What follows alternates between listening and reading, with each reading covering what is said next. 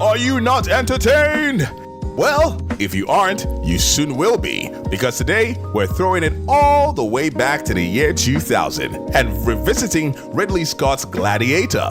This wasn't just another big-budget movie. This was the film that resurrected a dead genre, won a pile of Oscars, and made everyone secretly wonder if they could pull off a leather skirt and sandals. Gladiator wasn't just a movie, it was an event, a cultural reset, the kind of film that made even your high school history teacher suddenly cooler because they could talk about Rome without putting you to sleep. So, let's dive into the development, the plot, the cast, the creators, the box office, the behind-the-scenes madness, and why this film is still as epic as the Colosseum itself. The idea for Gladiator started with screenwriter David Franzoni, who pitched a gritty Roman epic about betrayal, revenge, and the spectacle of gladiatorial combat. Sounds fun, right? At the time though, historical epics were considered Hollywood fossils, but DreamWorks decided to gamble, and Ridley Scott got roped in. At first, he wasn't interested. Ancient Rome wasn't really his thing, but then he saw a painting of a gladiator standing victorious in the Colosseum, and in classic Scott fashion, he said, okay, I can make that cinematic, and boom, we had a movie. Now, the catch? The script was basically written as they went along. Imagine trying to perform Shakespeare while someone is still writing Act 3. Russell Crowe once said he thought half his lines were garbage, but he still made them sound like gold. The development process was messy, chaotic, and full of rewrites, and yet somehow, out of all that chaos, came one of the greatest historical epics of modern cinema. Sometimes, the messiest kitchens serve the best meals. The story follows Maximus, a Roman general who's basically the Michael Jordan of ancient warfare. Everyone loves him. Well, everyone except Commodus, the emperor's jealous son. After Emperor Marcus Aurelius chooses Maximus as his successor, Commodus does what every spoiled brat with power does. He kills dad, seizes the throne, and orders Maximus executed. Boy, that escalated quickly.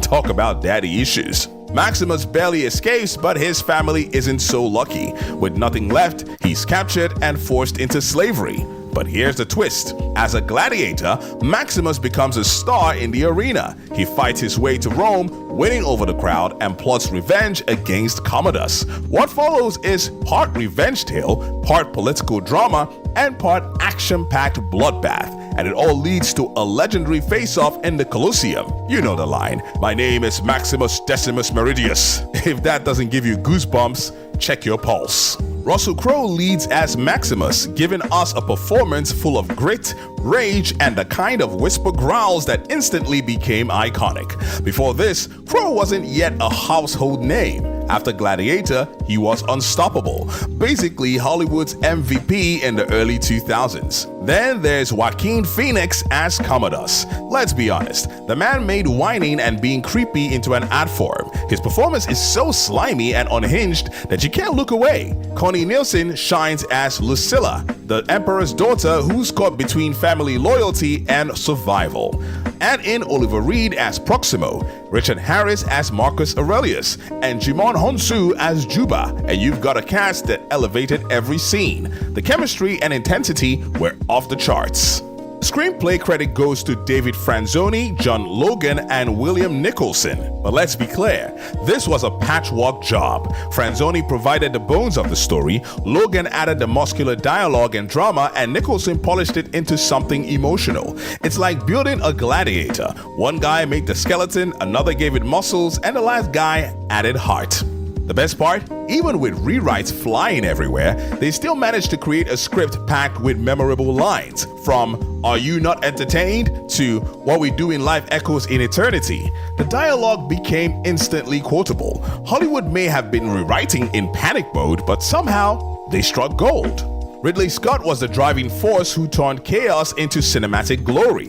This is the guy who gave us Alien and Blade Runner, so he already knew how to create worlds that feel alive. With Gladiator, he built a Rome that was both beautiful and brutal. Scott's attention to detail made the film stand out. The dust, the blood, the way the Colosseum felt like a living monster of stone. He blended old-school practical effects with cutting-edge CGI to create something both gritty and grand. Without Scott's vision, this would have been just another forgettable guy in sandals flick. Instead, it became legendary. On a budget of around $103 million, Gladiator pulled in nearly $460 million worldwide. Now that's a whole lot of denarii. Or, in modern terms, enough to buy an army, a couple of provinces, and maybe a small coliseum of your own. It wasn't just a hit, it was a full-blown cultural smash. The kind that made Hollywood suddenly remember, oh yeah, audiences love big, bloody stories about betrayal and revenge. And the critics? They couldn't help but join the cheering crowd. Roger Ebert praised its sheer spectacle. Rotten Tomatoes logged in with strong scores, and even the art house purists who normally faint at the sight of popcorn entertainment had to admit this movie slapped. The film walked away with 5 Oscars, including Best Picture and Best Actor for Russell Crowe. Suddenly, the historical epic wasn't dead. It was Hollywood's newest cash cow, freshly milked and ready to inspire a whole wave of toga-wearing copycats. The movie's behind-the-scenes tales are almost as wild as Colosseum battles. For one, Oliver Reed, who played Proximo, tragically passed away before filming wrapped. The crew had to use early CGI and body doubles to finish the role. And in the year 2000, that was considered cutting-edge wizardry. Think Photoshop, but for humans, and way more stressful. Then there's the forest fire. That opening Germanic battle? Ridley Scott literally set a real forest in England ablaze. But don't worry, it was scheduled for demolition.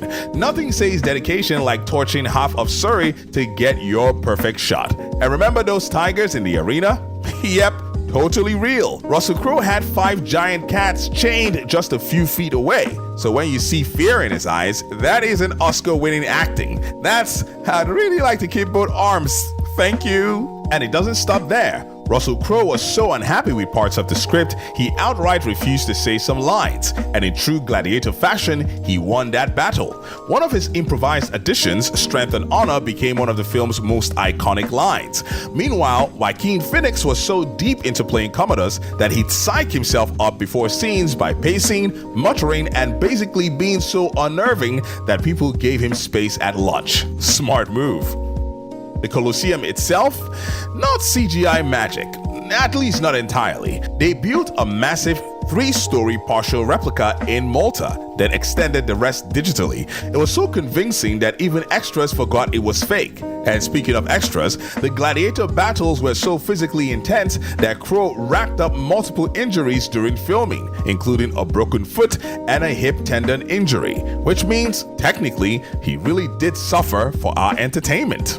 Gladiator wasn't just another historical film. It revived an entire genre, blending epic action with deeply personal stakes. Unlike older epics, this wasn't about gods and myths. It was about raw emotion, politics, and revenge. It also struck the perfect balance, grand spectacle with a human story at its core. Maximus wasn't a superhero. He was broken, vulnerable, and desperate. That mix of intimacy and epic scale set Gladiator apart. It wasn't just big, it was powerful, emotional, and unforgettable. So, 25 years later, does Gladiator still hold up? Absolutely. It's gritty, it's gorgeous, and it gave us lines we'll be quoting for eternity. Without it, we probably wouldn't have 300, Troy, or even Game of Thrones. Ridley Scott and Russell Crowe gave us a film that's both a history lesson and a thrill ride. And the best part? Yes, we were entertained. So, what was your best moment from Gladiator? What did you like about the movie the most? Let me know in the comments. Also, if you like what you just saw, please do like and share this video. And of course, subscribe to Moviematic. We'd really appreciate it. If you don't, thank you so much for watching this video to the end all the same. You take care and have a great one.